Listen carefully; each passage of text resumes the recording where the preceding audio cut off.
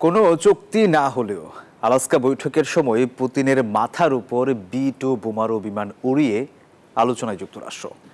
সামাজিক মাধ্যমে ছড়িয়ে পড়া এক ভিডিওতে দেখা যায় দুই প্রেসিডেন্ট লাল কার্পেটের উপর হেঁটে একটি স্টেজের দিকে আসছেন, আর ঠিক সে সময় আকাশে উঠছে বিশাল শক্তিশালী B-2 বোমারু বিমান। মাটিতে লাল গালিচা, আর ঠিক তখনই আকাশে গর্জে উঠল বিশাল শক্তিশালী B-2 বোমারু বিমান। শুক্রবার আলাস্কায় রুশ প্রেসিডেন্টকে স্বাগত জানানোর এটাই ছিল মার্কিন প্রেসিডেন্ট ডোনাল্ড ট্রাম্পের স্টাইল।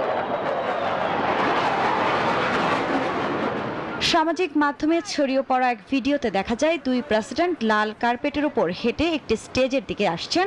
B-2 বোমারুর সঙ্গে অন্য আরও যেসব বিমান উড়ে আসছিল সেগুলো যাওয়ার সময় পুতিন উপরের দিকে ফিরে তাকাচ্ছিলেন। এই ভিডিও ছড়িয়ে পড়ার পর থেকে আন্তর্জাতিক মহলে চলছে আলোচনা।